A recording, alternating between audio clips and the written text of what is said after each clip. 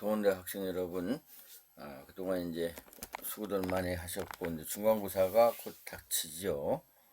그때 얼굴을 좀 뵙겠습니다. 이번에는. 전번에 제가 그 강의를 해놓고 2반한테는 이게 못 올렸어요. 2반 학생들한테 너무 죄송하고요. 이번에는 이제 여기 자원개발 동원기술의 이제 마지막 부분이에요. 그 다음에는 이제 우리 챕터 몇 페이지냐면은 211번 211페이지에 협상 갈등 조정 기술을 강의를 하고 또 거기에 이해가 되는 그 협상 기술에 대한 그 동영상 조금 한 7, 8분 보여드릴게요. 그래서 자원의 종류는 이제 물적 자원이 이제 이렇게 마지막으로 나와요. 그래서 물적 자원이 뭐냐? 자원들은 사회복지사의 모금 및 모금을 하죠. 근데 모금은 그냥 개인은 할 수 없어요. 이제 사회복지 기관이나 모금 할 수 있는 그 법적인 문제가 다 해결된 데가 모금을 할 수가 있어요. 사회복지법인이라든가 사단법인이라든가 모금회라든가 이런 데가 이제 모금을 할 수가 있어요. 그래서 여기서는 사회복지 모금 및 후원을 통해 혹은 사업 제안서 제출을 위해 마련된다. 제안서 제출은 뭐예요? 기업마다 프로포절을 해요. 이제 사회복지 제안서를 내서 사회에 봉사할 수 있는 자금을 프로포절을 통해서 이제 개인이나 기업한테 주거든요. 그러면 그 기업에서는 그 세금을 면제받아요. 그러니까 자기 회사를 홍보할 수도 있고 세금도 면제받기 때문에 지금은 대기업에서도 이런 제안서를 많이 하고 있어요. 그 다음에 현금의 경우 물품에 비해 조직에서 필요하는 사업의 융통성에게 투입할 수 있다는 점이 장점이다. 그렇죠.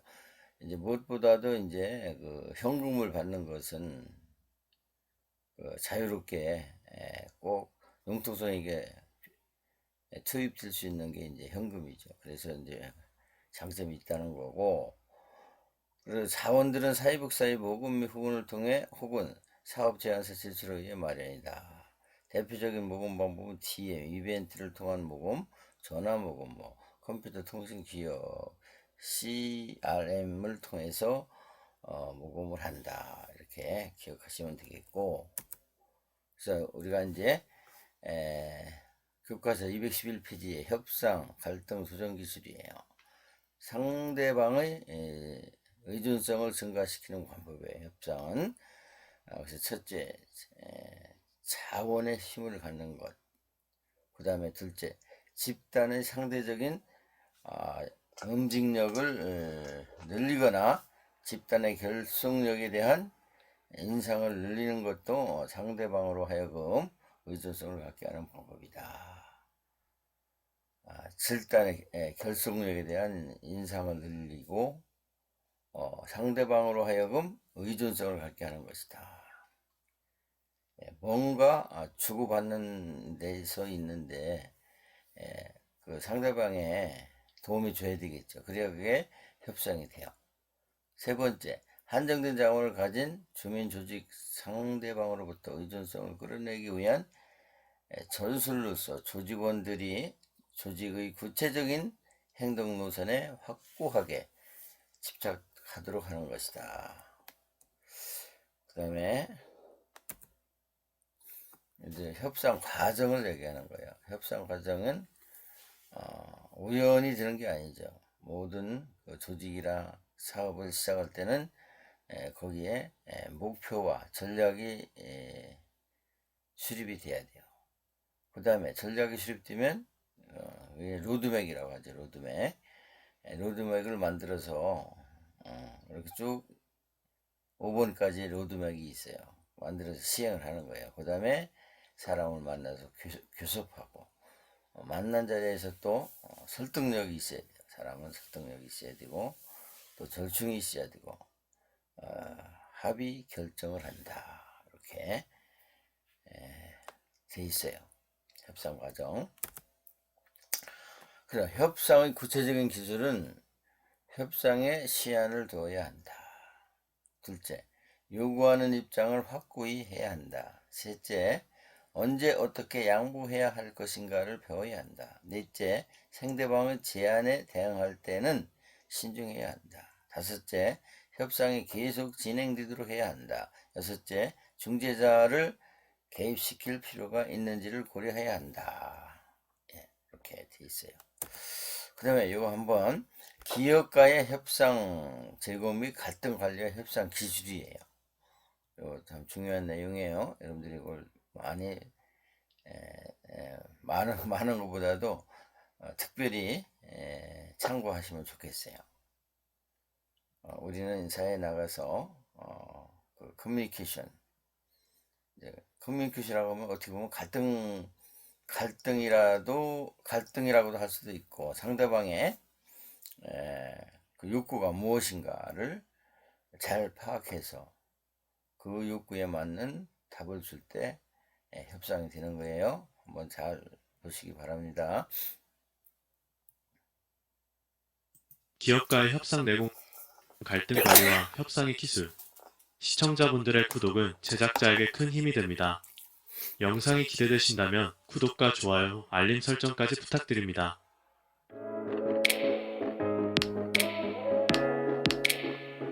파트 1. 커뮤니케이션 기술. 갈등 상황에서의 핵심은 뛰어난 커뮤니케이션 기술을 갖추는 것입니다. 첫째로 언어 선택이 중요합니다. 갈등 상황에서는 강렬하거나 공격적인 언어보다는 상황에 적절한 공손하면서도 명확한 언어를 사용하는 것이 중요합니다. 감정을 담아 표현하면서 상대방에게 존중을 보이는 언어 선택이 갈등 해결을 원활하게 합니다. 둘째로 탁월한 경청 능력이 필요합니다. 상대방의 의견을 주의 깊게 듣고 이해하는 것은 갈등을 해결하는 데 있어 중요한 요소입니다. 비판적이거나 선입견 없이 상대방의 말에 귀를 기울이는 것은 상호 간의 신뢰를 증진시키고 갈등의 근본 원인을 파악하는 데 도움이 됩니다. 셋째로 비언어적 신호를 해석하는 능력이 효과적입니다. 갈등의 원인 중 하나는 종종 언어 이외의 수많은 비언어적 표현을 잘못 해석하는 것입니다. 몸짓, 표정, 목소리의 강조 등의 비언어적 표현을 읽고 해석함으로써 갈등 상황에서 상대방의 실제 의도를 파악할 수 있습니다. 이러한 커뮤니케이션 기술을 통해 갈등 상황에서 효과적으로 의사소통할 수 있다면 상호 간의 신뢰를 증진시키고 협상의 기반을 다지게 됩니다. 또한 갈등 관리에서 감정 표현을 다루는 방법도 중요합니다. 감정을 효과적으로 표현하고 이해하는 것은 상대방과의 소통을 개선하며 갈등을 해결하는 데 큰 역할을 합니다. 상대방의 감정에 공감을 표하는 것은 상호 간의 긍정적인 관계를 유지하는 데 도움이 됩니다. 뿐만 아니라 명료하고 간결한 표현도 필수적입니다. 복잡한 갈등 상황에서는 각자의 의견과 요구사항을 명확하게 전달하는 것이 중요합니다. 불필요한 혼선을 피하고 상호 간의 기대치를 명확히 하는 것은 갈등의 원인을 파악하고 해결책을 찾는 데 도움이 됩니다. 이러한 커뮤니케이션 기술을 통해 상호 간의 투명하고 개방적인 대화를 이끌어내면 갈등의 해결과 더불어 조직 내의 협력과 효율성을 향상시킬 수 있습니다. 따라서 갈등 관리자로서 커뮤니케이션 기술을 지속적으로 발전시키고 활용하는 것이 핵심입니다.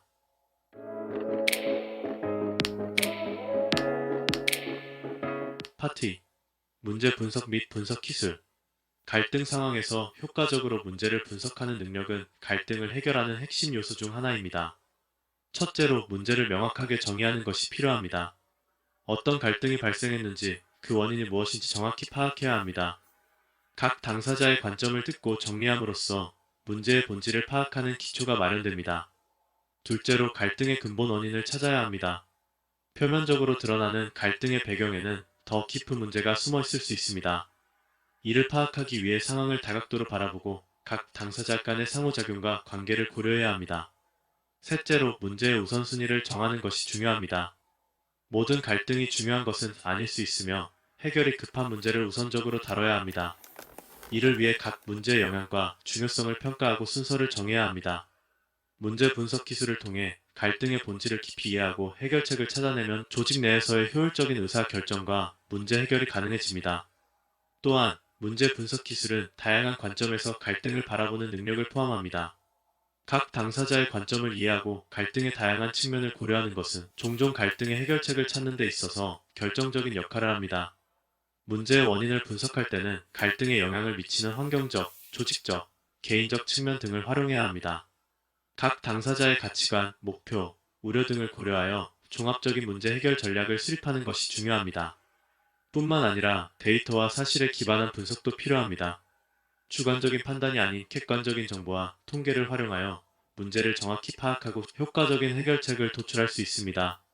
문제 분석 기술은 갈등 상황에서 객관적이고 체계적인 접근을 제공함으로써 갈등을 해결하는 데 도움을 줍니다. 이를 통해 조직 내에서 갈등의 발생을 예방하고 효과적으로 대응할 수 있는 기반을 마련할 수 있습니다.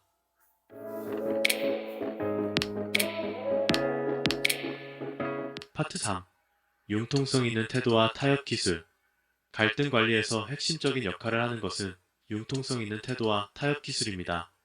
첫째로 상대방의 관점을 이해하고 존중하는 융통성 있는 태도가 필요합니다.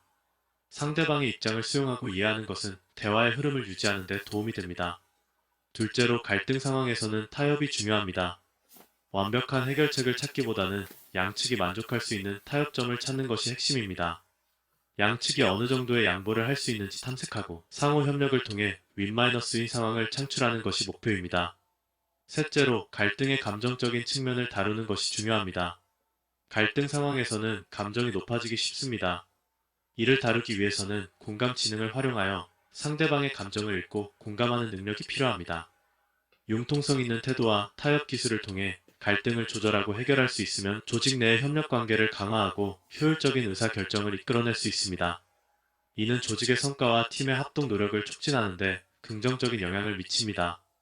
뿐만 아니라 융통성 있는 태도는 문제 해결 과정에서 적극적인 참여와 상호적인 의사소통을 촉진합니다.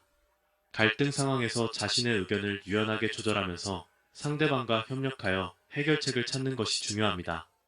이를 통해 조직 내 적극적인 커뮤니케이션과 협업 문화를 유도할 수 있습니다. 또한 갈등 상황에서 융통성 있는 태도는 리더십의 중요한 측면 중 하나입니다. 리더는 팀 간 갈등을 관리하고 조화롭게 통합하는 역할을 수행해야 합니다. 융통성 있는 태도를 보이는 리더는 팀원들에게 협력과 타협의 가치를 전파하며 팀의 성과를 향상시킬 수 있습니다. 마지막으로 융통성 있는 태도와 타협 기술은 지속적으로 향상되어야 합니다. 변화하는 상황에 민첩하게 대응하고 학습을 통해 개선점을 찾는 것이 중요합니다. 이러한 노력은 갈등 관리자가 조직 내에서 더 나은 협력과 조화를 이끌어낼 수 있도록 도와줍니다. 따라서 갈등 관리에서 융통성 있는 태도와 타협 기술은 불가피한 도구로 작용하며 조직 내에서 효과적인 협업과 문제 해결을 가능케 합니다. 갈등 관리와 협상의 기술은 조직 내에서 원활한 협력과 효과적인 의사 결정을 위한 필수 도구입니다. 탁월한 커뮤니케이션, 철저한 문제 분석, 그리고 융통성 있는 태도는 갈등을 기회로 변화시키고 조직을 더 강화된 팀으로 만들 수 있는 열쇠입니다. 상호 존중과 이해를 바탕으로 한 협상은 지속적인 발전과 혁신을 이끌어내어 조직의 성과를 높이는 데 결정적인 역할을 합니다. 유연하게 대처하며 학습하고 성장하는 과정에서 우리는 더 나은 조직 문화와 효율적인 업무 환경을 창출할 수 있습니다. 함께 노력하고 배워나가면 갈등이 조화로운 협력과 혁신의 발판으로 전환될 것입니다. 유익하셨다면 구독과 좋아요, 알림 설정까지 부탁드립니다. 여러분들이 많은 참고가 있을 거로 보고 이어서 강의를 하겠습니다. 기업과의 협상 내공, 갈등 관리와 협상의 기술. 그 다음에는 이제 우리가 역량 강화예요. 제가 이제 자료도 좀 보내드렸죠. 인파워먼트의 기술이에요.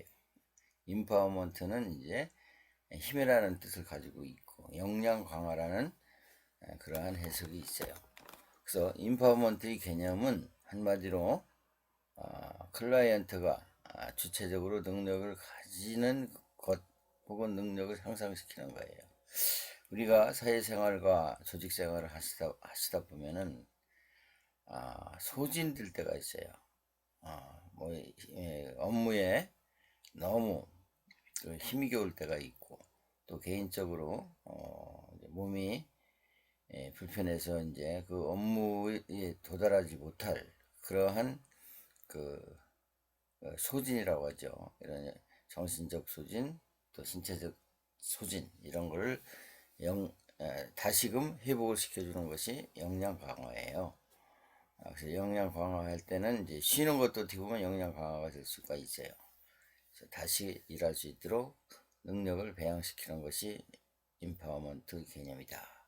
그래서 지역사회 전체 구성원들이 지지할 의사결정 구조를 구축하고 전반적인 지역사회 복지 실천 과정인 문제에 명확히 욕구조사, 전략 실행 및 평가에 있어서 사회적 소외계층의 참여를 확대하는 것이 지역사회 복지의 목표 달성을 위해 필수적이라는 점에서 매우 중요하다는 것이죠.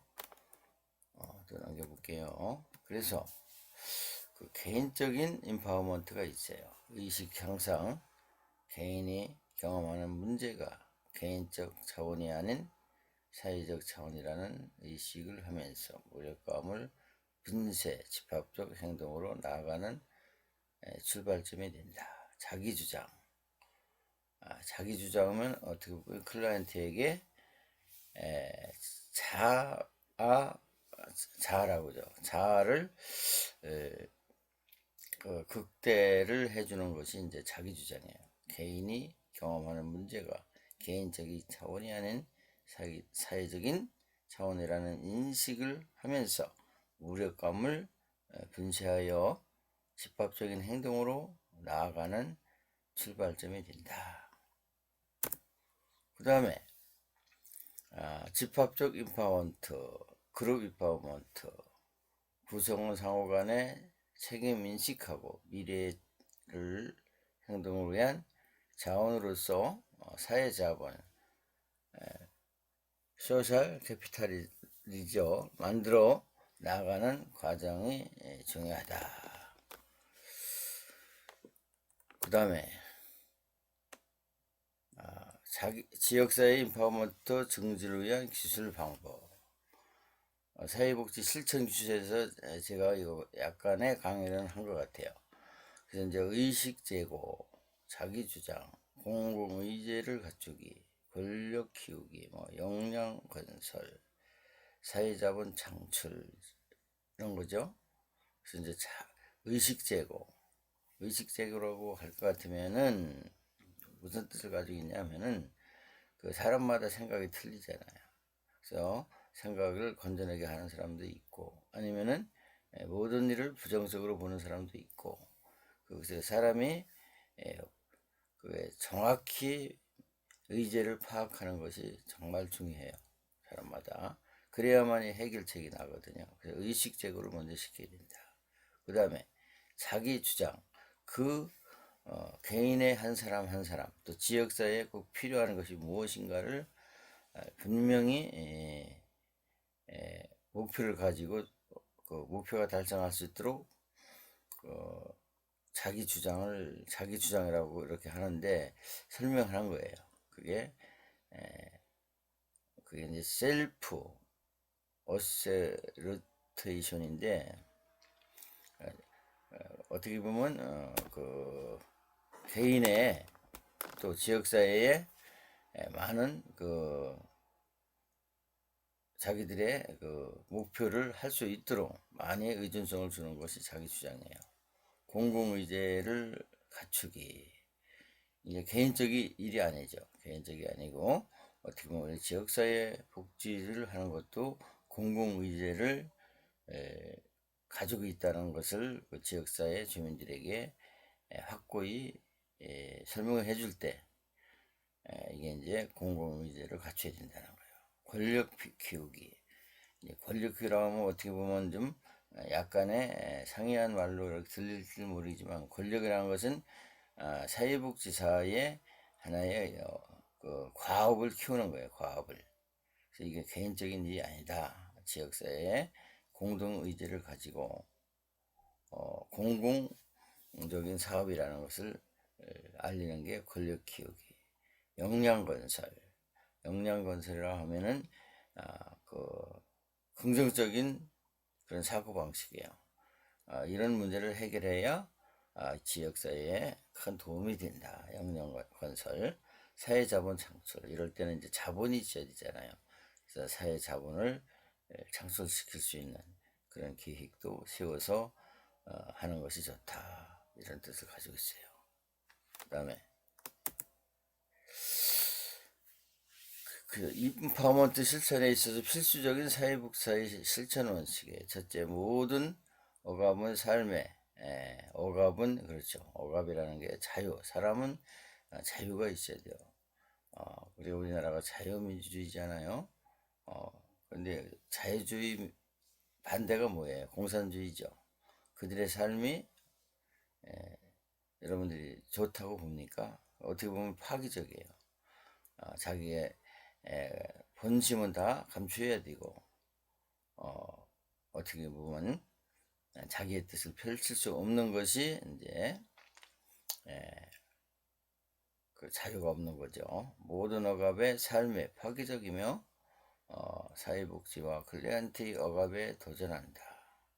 그 다음에 사회복지사는 억압 상황에 대하여 총체적 시각을 유지한다. 또 클라이언트는 스스로 역량을 강화한다. 사회복지사의 원조일 뿐이다. 또 공통 기반을 공유하는 사람들은 역량을 강화하기 위해 서로 필요로 하다. 여기서 보면 이제 인파워먼트, 역량 강화 실천에서 필수적인 사회복사의 실천 원칙이에요. 이런 마음을 가지고 있어야 된다는 거예요. 공공 기반을 공유하는 사람들의 역량을 강화하기 위해 서로 필요로 한다. 다섯째, 사회복사는 클라이언트와 1대1 관계를 정립해야 한다. 사회복사는 클라이언트가 자신의 말로 이야기하도록 격려해야 한다. 일곱째, 사회복사는 개인을 희생자가 아니라 승리자, 생존자로 보는 초점을 유지해야 한다. 사회복사는 사회 변화에 초점을 유지해야 된다. 지금은 어떠한 시대죠? 여러분들 이 시대를 지금 알고 있어요? 급속히 변하는 시대예요. 또 급속히 변하지만은 너무나도 좀 우리에게 그 진리와 비진리를 구분할 수 없는 그런 사회예요. 지금 이 시대는 어떻게 해요? 자기의 주장에 확고해야 되겠죠. 그래서 아무리 사회가 그 잘못된 길을 추구하더라도 그 방향을 이제 이렇게 감찰할 수 있는 것이 이제 사회복사들의 참 어떻게 보면은 그 초점, 사회의 변화에 초점을 맞추는 거예요. 그래서 요즘에 아주 급격하게 코로나로 인해서 우리 사회가 변화가 되고 있어요. 또 연수 문제, 수업을 통해 기술들을 구체적인 문제들을 적용시켜 보는 훈련을 위해 모든 상황을 설정하고 역할극을 해보자. 불이익을 대하거나 스스로 대처할 능력이 없는 클리언트를 상해 놓고 옹호 기술을 적용해 보기. 재래시장 상권 내에서 대기업이 마케팅 서로 갈등을 심한 상태로 대처하고 있는 상황을 역할극으로 만들어 협상 및 갈등 조정 기술을 적용해 보기. 옹호 기술을 습득하기 위해서 영화, 부러진 화살이나 변호인을 감상할 수 토론해보자. 이제 두 번째 제가 강의를 하는 것 같아요. 그래서 이제 인파워먼트가 중요하기 때문에 그래요. 그래서 이제 다음 이제 기말 때는 이런 걸 또 주제가 나올지도 모르겠어요. 그리고 다음에 강의에서는 제가 이 영화를 한번 다운이 되면은 해서 올려드릴게요. 그래서 오늘은 여기까지 강의를 하겠습니다. 많이 수고들 하셨습니다.